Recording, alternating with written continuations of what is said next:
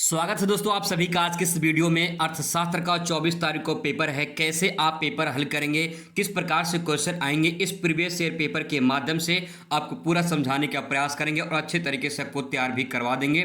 यहाँ से क्वेश्चन आपके पेपर में 100% आएगा और किस प्रकार से क्वेश्चन घुमा के पूछता है वो भी आपको दिखा देंगे। सबसे पहले यहाँ पे पेपर पैटर्न हूबहू ऐसे देखने को मिलेगा। आप यहाँ पे निर्देश वगैरह पढ़ सकते हैं। क्वेश्चन के बारे में बताया गया कितने क्वेश्चन आपका पूछा जाएगा। सीधा मुद्दे की बात करते हैं और बहुविकल्प पेपर से शुरुआत करते हैं। तो सबसे पहला प्रश्न आपके सामने यहाँ पे आ चुका है। कह रहा है कि निम्नलिखित में से कौन सी आर्थिक क्रिया है। आर्थिक क्रिया उपभोग है, उत्पादन है, विनिमय है, इनमें से सभी। तो राइट आंसर क्या हो जाएगा इसमें से ये सभी आपका राइट आंसर हो जाएगा। क्वेश्चन नंबर दूसरा देखिए। दूसरा कह रहा है कि सामान्य वस्तुओं की स्थिति में ये मांग वक्र है। यहाँ पे ये मांग वक्र जो है प्रदर्शित करता है धनात्मक ढाल, ऋणात्मक ढाल, शून्य ढाल या फिर इनमें से कोई नहीं।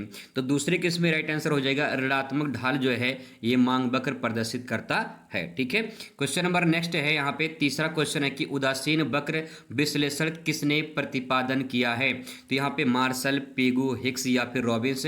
तो उदासीनता जो वक्र है इसका विश्लेषण जो है तीसरे क्वेश्चन में राइट आंसर हिक्स हो जाएगा। सवाल इसमें करेक्ट आंसर हो जाएगा। क्वेश्चन नंबर आपके सामने चौथा है।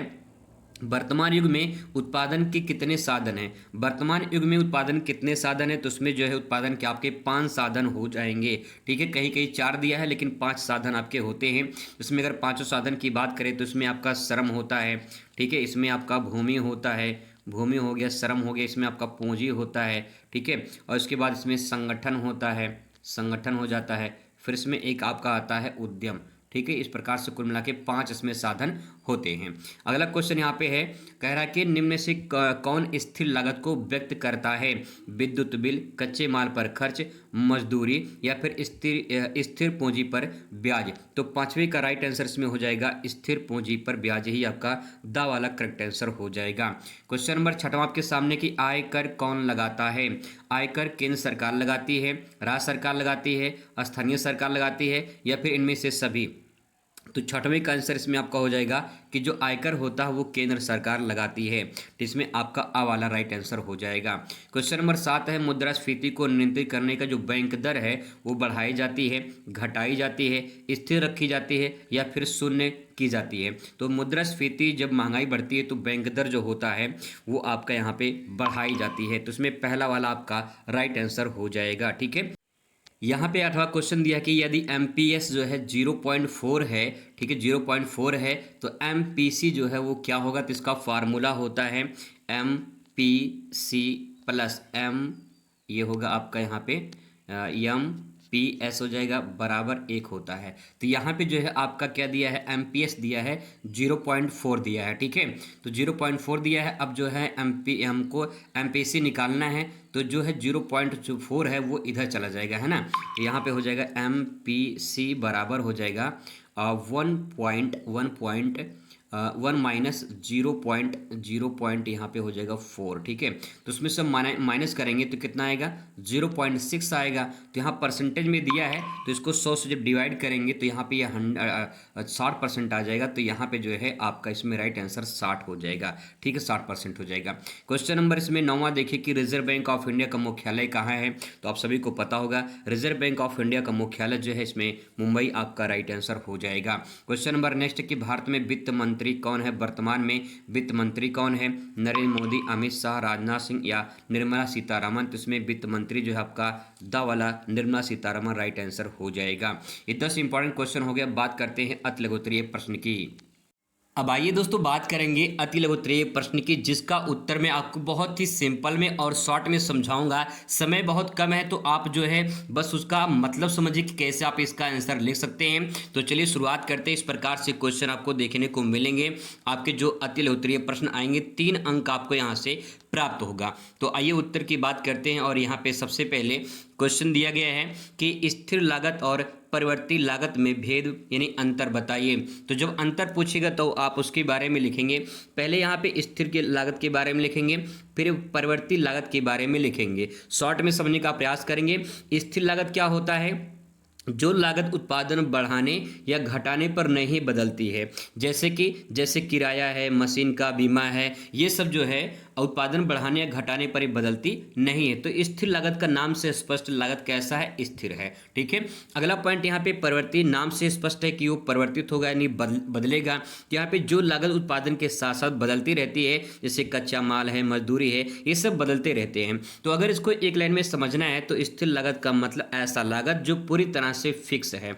ठीक है, फिक्स है, ये बदलेगा नहीं, फिक्स्ड है। ठीक है, और जो परिवर्ती लागत है इसमें बदलाव होते रहते हैं, ये वेरिएबल है मतलब चेंज होते रहते हैं। तो सिंपल आप अंतर बता सकते हैं। ठीक है, आगे बात करते हैं इसमें जो मुख्य अंतर वो ये है कि स्थिर लागत उत्पादन पर निर्भर नहीं करती है, जबकि परिवर्ती जो लागत होती है उत्पादन पर निर्भर करती है। उत्पादन होगा तो उसमें भी परिवर्तन देखने को मिलेगा। ठीक है, आइए 12वां नंबर क्वेश्चन दोस्तों यहाँ पे है कि समग्र मांग क्या है। समग्र मांग की परिभाषा बहुत ही सिंपल शब्दों में लिखेंगे, किसी देश में एक निश्चित समय में, किसी देश में एक निश्चित समय में वस्तुओं और सेवाओं की जो कुल मांग होती है इसी को समग्र मांग कहा जाता है। एक सिंपल परिभाषा है, आसानी से याद कर सकते, 3 बस शब्द है कि किसी देश में एक निश्चित समय में वस्तुओं और सेवाओं का जो कुल मांग होता है उसी को समग्र मांग कहा जाता है।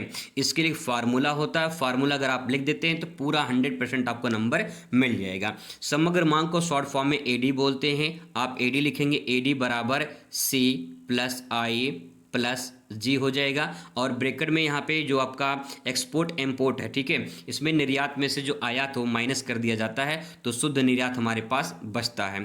तो यहाँ पे जो सी है, सी का मतलब उपभोग हो जाएगा यानी कंजप्शन हो जाएगा, और आई से इन्वेस्टमेंट यानी निवेश हो जाएगा, जी यानी गवर्नमेंट व्यय हो जाएगा, और एक्सपोर्ट इंपोर्ट के बाद जो यहाँ पे शुद्ध निर्यात बचता है। तो इस प्रकार से फार्मूला आप यहाँ पे लिख देंगे। ठीक है, अब इसके बाद यहाँ पे अगला क्वेश्चन है राजस्व घाटा क्या होता है। तो राजस्व घाटा में इसमें लिखेंगे आप, एक सिंपल परिभाषा है, राजस्व घाटा में लिखेंगे जब सरकार का राजस्व व्यय उसकी राजस्व प्राप्तियों से अधिक हो जाती तो उसे राजस्व घाटा कहते हैं। इसको निकालने के लिए एक फार्मूला आप यहाँ पे लिख देंगे, राजस्व घाटा बराबर राजस्व व्यय माइनस राजस्व प्राप्तियाँ। अब इसको सिंपल भाषा में समझने का प्रयास करते हैं।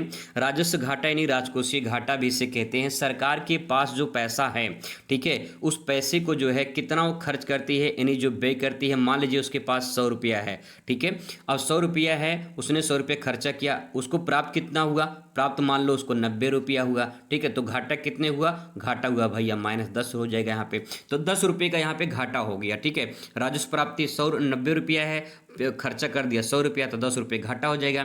तो इसी को राजकोषीय घाटा या राजस्व घाटा के नाम से जाना जाता है। ठीक है, अगला देखिए, अगला क्वेश्चन है कि मितव्ययिता का विरोधाभास क्या है। ऐसे क्वेश्चन पूछे गए हैं पेपर में। मितव्ययिता का विरोधाभास क्या है, तो उसमें लिखेंगे जब लोग अधिक बचत करने लगते हैं तो कुल मांग घट जाती है और ये आय जो है वो कम हो जाती है, परिणाम स्वरूप कुल बचत भी कम हो सकती है। तो इसे क्या कहते हैं, इस स्थिति को मितव्ययिता या विरोधाभास कहा जाता है।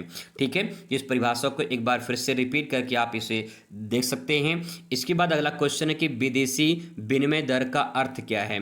तो विदेशी विनिमय दर का मतलब होता है कि विदेश से लेन देन करना। जैसे एक देश की मुद्रा दूसरे देश की मुद्रा से मूल्य जो होता है उसी को विदेशी विनिमय दर कहा जाता है। जैसे $1 की जो इस टाइम पे रुपया है वो लगभग 90 रुपया है, तो क्या हो जाएगा, विदेशी विनिमय दर हो जाएगा कि अगर आप विदेश में जाएंगे वहाँ 90 रुपया देंगे तो आपको $1 मिलेगा, तो यही विनिमय दर हो जाएगा। ठीक है, आगे देखिए क्वेश्चन नंबर नेक्स्ट है प्रतिस्थापन की सीमांत दर क्या है। तो इसमें लिखेंगे एक वस्तु की अतिरिक्त इकाई पाने के लिए दूसरी वस्तु की जितनी मात्रा त्यागनी पड़ती है उसे प्रतिस्थापन सीमांत दर कहा जाता है।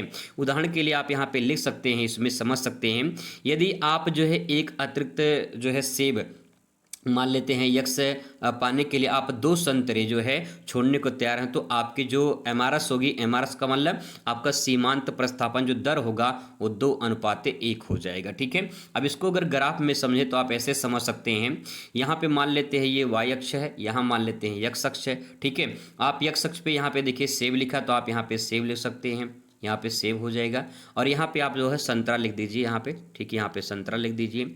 अब यहाँ पे देखिए क्या हो रहा है, एक ग्राफ और एक जो है चार्ट बनता है, तालिका बनता है, उसके आधार पे जो है ये आपका क्लियर होता है यहाँ पे। तो जो आपका एमआरएस होता है वो यहाँ पे इस प्रकार से जो है ग्राफ इस प्रकार से यहाँ पे जो है बनता है एमआरएस का। ठीक है, तो आप इस प्रकार से बना भी सकते हैं छोटा सा ग्राफ की तरह, तो आपका जो है बढ़िया नंबर मिलता है ग्राफ वगैरह बनाने से। ठीक है, इस डायग्राम बनाने से।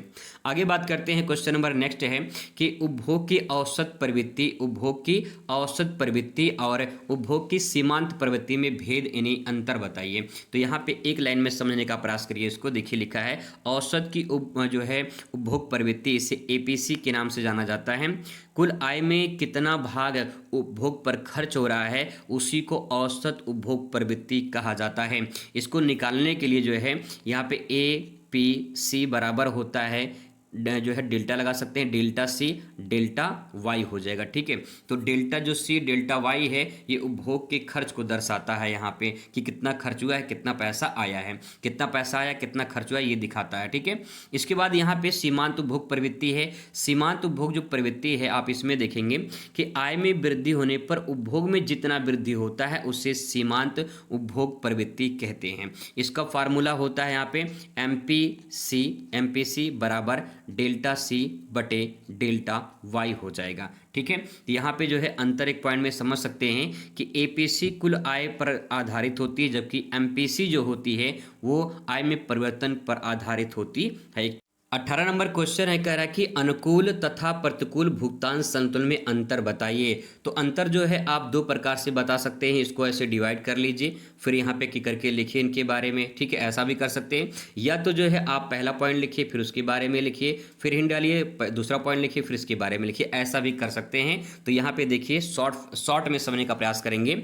यहाँ पे अनुकूल भुगतान संतुलन लिखेंगे कि जब निर्यात जो है ज़्यादा होता है आयात कम होता है, जब निर्यात ज़्यादा होता है आयात कम होता है तो उसे अनुकूल भुगतान संतुलन कहते हैं। इससे विदेशी मुद्रा अधिक आती है। एक एग्जाम्पल से समझिए, जैसे मान लीजिए भारत ने 1000 रुपये का कोई सामान है वो निर्यात किया है, निर्यात का मतलब विदेश को भेजा है। ठीक है, बेचा है।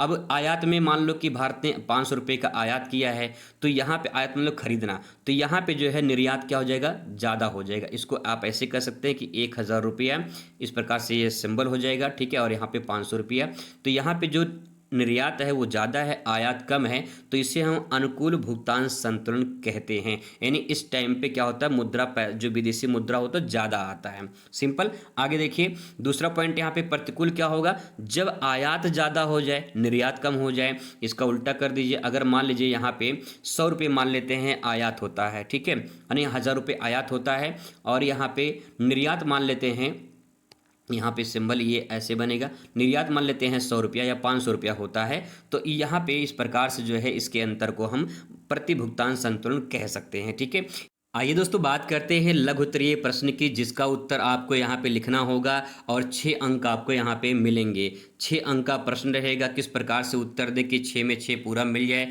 आइए बताते हैं कैसे आपको 6 में 6 पूरा मिलेगा। कुछ इस प्रकार से आपको प्रश्न देखने को मिलेंगे, जैसे कि मांग की कीमत लोच क्या होती है, मांग की कीमत लोच मापने की किसी विधि का वर्णन कीजिए, ऐसी सकल राष्ट्रीय उत्पाद एवं शुद्ध राष्ट्रीय उत्पाद में अंतर बताइए। ऐसे क्वेश्चन आपको देखने को मिलेंगे। आइए इसका उत्तर देखते हैं शॉर्ट में और बहुत ही सिंपल शब्दों में। क्वेश्चन है कि मांग की कीमत लोच क्या होती है, तो 2 अंक आपको यहाँ से प्राप्त होगा। इसमें लिखेंगे कीमत में परिवर्तन के कारण मांग में होने वाले परिवर्तन की मात्रा को मांग की कीमत लोच कहते हैं। एक सिंपल परिभाषा लिखा गया है, यहाँ पे 3 वर्ड हैं कि कीमत में परिवर्तन के कारण मांग में होने वाले परिवर्तन की जो मात्रा होती है उसी को मांग की कीमत लोच कहते हैं। इसका एक फार्मूला होता है, फार्मूला अगर आप लिख देते हैं तो बढ़िया पूरा नंबर आपको मिल जाता है। मांग की जो कीमत लोच है इसे शॉर्ट फॉर्म में ईडी इलास्टिसिटी ऑफ डिमांड के नाम से जानते हैं। तो एडी बराबर हो जाएगा, यहाँ पे लिखेंगे ऊपर प्रतिशत, ठीक है, प्रतिशत मांग में परिवर्तन, यहाँ पे प्रतिशत मांग में परिवर्तन बटे करेंगे, ठीक है, यहाँ पे भागे का निशान है ये बटे हो जाएगा, बट यहाँ पे कीमत में जो प्रतिशत परिवर्तन है वो आप यहाँ पे लिख देंगे, ठीक है। तो इस प्रकार से ये परिभाषा हो जाएगी मांग की कीमत लोच। इसको लिखकर इसको बॉक्स में ऐसे कर देंगे, भाई साहब पूरा का पूरा 2 नंबर मिल जाएगा। यहाँ पे जब आप परिभाषा इसका पूरा यहाँ पे लिख देंगे, ठीक है। इसके बाद यहाँ पे 4 नंबर जो आपको मिलेगा वो यहाँ से से मिलेगा। यहाँ पे दिया गया है कि इसको नापने की जो है एक विधि बताइए, तो विधि आपको बताना है। इस विधि में कीमत और मांग में प्रतिशत जो परिवर्तन होता है उससे निकाला जाता है। तो यहाँ पे देख पाएंगे एक सूत्र है यहाँ पे, ठीक है। ये सूत्र दिया गया है, यानी इलास्टिसिटी ऑफ डिमांड, ठीक है, बराबर डेल्टा क्यू, ठीक है, बटे यहाँ पे क्यू हो जाएगा, फिर बटे है, पूरे का बटे है यहाँ पे, ठीक है। यहाँ पे डेल्टा पी हो जाएगा, फिर बटे है यहाँ पे पी। इस प्रकार से ये फार्मूला बन जाएगा।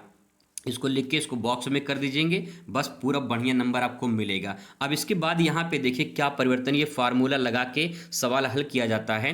तो यहाँ पे जो परिवर्तन होता है वो क्या होता है, जहाँ पे क्यू जो बताया गया है वो क्यू मांग में परिवर्तन को बताया गया है, और जो पी है वो आपका यहाँ पे कीमत में परिवर्तन को बताता है। अगर आप उसको हल करते हैं तो उसका परिणाम क्या निकल कर आता है, परिणाम में आप लिख सकते हैं यहाँ पे इलास्टिसिटी ऑफ डिमांड जो है अगर ज़्यादा है, एक इकाई से ज़्यादा है, तो मांग की लोच क्या होगी, लोचदार होगी, ठीक है। अगर जो है इलास्टिसिटी कम है, इकाई से कम है, तो आलोचदार मांग होगी। लेकिन अगर इकाई से बराबर है इकाई के, तो इकाई लोच जो है क्या होगी, सामान्य होगी। तो इस प्रकार से ये परिणाम निकलकर सामने आएगा। तो अच्छे से दोस्तों आप इसे ले सकते हैं, पूरा अंक आपके यहाँ से मिल सकता है। इसीलिए अर्थशास्त्र में 100 में 100 नंबर मिल सकता है। बस आप डायग्राम का, न्यूमेरिकल का उपयोग कर सकते हैं। अगर कर सकते हैं तो अच्छे से पूरा नंबर आपको मिल सकता है। अब यहाँ पे क्वेश्चन है कि सकल राष्ट्रीय उत्पाद और शुद्ध राष्ट्रीय उत्पाद में अंतर बताइए। अंतर बताने के लिए आप यहाँ पे इस प्रकार से ऐसे बॉक्स बना सकते हैं। यहाँ पॉइंट नंबर 1 2 3 ऐसे करके जो है आप यहाँ पे इसको डिवाइड करके भी लिख सकते हैं। लेकिन मैं आपको सिंपल एक परिभाषा यहाँ पे बता दे रहा हूँ कि इसका कैसे आप उत्तर लिख पाएंगे। जीडीपी क्या, सॉरी यहाँ जीएनपी पहले, जीएनपी क्या होता है तो आप यहाँ पे लिखेंगे जीएनपी, यानी एक वर्ष में देश के नागरिकों द्वारा उत्पादित अंतिम वस्तुओं और सेवाओं का जो कुल मूल्य होता है उसी को जीएनपी यानी सकल राष्ट्रीय उत्पाद के नाम से जाना जाता है। अगर वहीं बात करें यहाँ पे शुद्ध राष्ट्रीय उत्पाद क्या होता है, तो जीएनपी जो होता है, जीएनपी में से मूल्य ह्रास को घटाने पर जो शेष बचता है उसी को शुद्ध राष्ट्रीय उत्पाद कहा जाता है। यानी यहाँ पे एक फार्मूला बन जाएगा एनएनपी बराबर जीएनपी माइनस मूल्य ह्रास। तो यहाँ पे इसको बॉक्स में कर देंगे, बढ़िया पूरा अंक आपको यहाँ से प्राप्त हो जाएगा, ठीक है। आगे दोस्तों बात करते हैं यहाँ पे कि मुद्रा के जो कार्य हैं उसके बारे में वर्णन करिए। मुद्रा का क्या काम होता है, मुद्रा वह वस्तु है जो लेन देन के लिए स्वीकार की जाती है। अब इसके कौन कौन से काम हैं, तो काम आप यहाँ पे देख पाएंगे। विनिमय का माध्यम, पहला पॉइंट विनिमय का माध्यम, वस्तुओं को क्रय विक्रय में सहायक होता है मुद्रा। अगर मुद्रा ना होता तो साल लेन देने में कठिनाई होती। आगे है मूल्य मापन का साधन, यानी मूल्य का मापन में जैसे कि मान लो 100 रुपये का जो नोट होता है उससे में पता चलता है कि इसकी वैल्यू जो है 100 रुपये की है। वस्तु कीमत जो है वो तय करता है कि कितने की वो वस्तु होगी, ठीक है। मूल्य संचय का साधन, यानी भविष्य के लिए बचत भी संभव होता है। स्थगित भुगतान का मानक, यानी उधार लेन देन को आसान बनाता है। तो इस प्रकार से जो है यहाँ पे आप उसके बारे में लिख सकते हैं। दोस्तों अगला क्वेश्चन यहाँ पे औसत लागत यानी एसी, सीमांत लागत यानी एमसी का संबंध जो है आरेख द्वारा आपको बताना है। जब आप फिगर बनाएंगे तब जाके पूरा नंबर आपको मिलेगा। तो पहले इसका संबंध जो है शॉर्ट में समझने का प्रयास करते हैं एक न्यूमेरिकल के जरिए। यहाँ पे देख पाएंगे, कह रहा कि जब एमसी कम हो और एसी ज़्यादा हो, यहाँ पे जिसकी तरफ मुँह खुला है एमसी जो है इस प्रकार से लिखा गया है, तो यहाँ पे एमसी कम है, ठीक है, और एसी जो है यहाँ पे बढ़ रही है। तो यहाँ पे जब एसी ज़्यादा होती है तो एसी क्या होती है, उसके बराबर घट जाती है, ठीक है। और वहीं अगर एमसी ज़्यादा हो जाए, एमसी ज़्यादा हो जाए एसी से, तो यहाँ पे एसी क्या होती है, वो बढ़ने लगती है। तो ये तो संबंध हो जाएगा। अब यहाँ पे इसको जो है एमसी और एसी को न्यूनतम बिंदु पर काटती है। कहाँ काटती है, इस डायग्राम को समझने का प्रयास करेंगे। एकदम सिंपल ऐसा डायग्राम बना देंगे, पूरा का पूरा नंबर आपको मिलेगा। यहाँ पे जो है आप एक्स, यहाँ पे आपका वाई एक्स हो जाएगा, यहाँ पे एक्स दर्शा देंगे, ठीक है। यहाँ पे देखिए आपकी जो लाइन है एसी लाइन है और ये एमसी लाइन है। जहाँ एक दूसरे को काटते हैं वो आपका ई पॉइंट होता है, इक्वल यहाँ पे संतुलन बिंदु होती है, ठीक है। यहाँ पे आपका संतुलन बिंदु होता है। तो इस प्रकार से डायग्राम बना सकते हैं, सिंपल डायग्राम है, पूरा नंबर आपको यहाँ से प्राप्त होगा। क्वेश्चन नंबर अगला देखिए, कह रहा है कि पूर्ण प्रतियोगिता की मुख्य विशेषता क्या है। तो पूर्ण प्रतियोगिता की जो मुख्य विशेषता वो ये है कि इसमें बहुत अधिक विक्रेता, क्रेता और विक्रेता होते हैं, पहली विशेषता। दूसरी विशेषता देखिए, समरूपणी एक जैसी वस्तु देखने को मिलती है। तीसरा पॉइंट, मूल्य पर किसी का नियंत्रण नहीं होता है। चौथा पॉइंट, स्वतंत्र प्रवेश और निर्गमन, यानी स्वतंत्र रूप से आप आ सकते हैं, स्वतंत्र रूप से आप जा सकते हैं। पूर्व जानकारी, यानी क्रेता विक्रेता को पूर्व जानकारी दोनों को होती है और परिवहन लागत इसमें समान होती है। तो 6 नंबर का प्रश्न है, 6 पॉइंट आप लिखेंगे, इसके बारे में थोड़ा थोड़ा एक्सप्लेन कर देंगे तो पूरा अंक आपको यहाँ से मिल जाएगा। 24 नंबर क्वेश्चन है कि पैमाने के प्रतिफल जो है इसके बारे में आपको बताना है, फिर इसके वर्धमान प्रतिफल के बारे में आपको बताना है। तो पहले पैमाने प्रतिफल का अर्थ देखेंगे। जब सभी उत्पादन साधन को एक साथ बढ़ाने पर उत्पादन में जो परिवर्तन होता है उसे पैमाने का प्रतिफल कहते हैं। यानी उत्पादन का जो साधन होते हैं अगर एक साथ जो है उसे बढ़ा दिया जाए, जिसमें भूमि, पूंजी, श्रम, साहस, संगठन होता है, अगर उसको सभी को एक साथ बढ़ा दिया जाए और इसके बाद जो उत्पादन में परिवर्तन होता है तो उसे पैमाने का प्रतिफल नियम कहते हैं। वही बात करें वर्धमान प्रतिफल का, जब साधनों को बढ़ाने पर उत्पादन उससे अधिक अनुपात में बढ़ता है तो उसे वर्धमान जो है प्रतिफल कहा जाता है। ठीक है, इन सभी साधनों को बढ़ा दिया जाए और उत्पादन जो है उससे अधिक हो जाए तो कहें कि इसे हम वर्धमान प्रतिफल का नियम कहते हैं। अब इसके बाद यहाँ पे क्या कारण है, तो कारण में आप यहाँ पे लिख सकते हैं कि श्रम का विभाजन हो जाता है जिसके कारण प्रतिफल बढ़ जाता है। ठीक है, तकनीकी में सुधार होता है, मशीनों का बेहतर उपयोग होता है, बड़े पैमाने पर लाभ हो जाता है। उदाहरण के तौर पे आप इसमें लिख सकते हैं कि अगर साधन 2 गुना बढ़ाया जाएगा तो उत्पादन 3 गुना बढ़ता है, जिसे वर्धमान का प्रतिफल कहा जाता है। ठीक है, सिंपल। आगे दोस्तों इसके बाद जो है लॉन्ग क्वेश्चन आपका शुरू होगा। लॉन्ग क्वेश्चन कुछ इस प्रकार से पूछे जाएंगे। इन सब के लॉन्ग क्वेश्चन के बारे में मैं ऑलरेडी चर्चा कर चुका हूं, तो अगर पिछला वीडियो आप नहीं देखे हैं तो आप उसे देख सकते हैं, उसमें मैंने लॉन्ग क्वेश्चन के बारे में कराए हैं। जो आपके लॉन्ग क्वेश्चन रहेंगे वो 3 क्वेश्चन आपको करना होगा, 6 क्वेश्चन आपका जो है रहेगा, एक क्वेश्चन 10 नंबर का रहेगा, तो 10 30 नंबर का जो है आपका लॉन्ग क्वेश्चन पूछा जाएगा। कम से कम 2 से लेकर 3 पेज में जो है आपको पूरा आंसर कंप्लीट करना है, तब जाके पूरा 10 अंक आपको मिलेगा। तो दोस्तों पिछला वीडियो आप देख लीजिए, वहां से मैंने कवर किए हैं। मिलते हैं नेक्स्ट वीडियो में। Thanks for watching.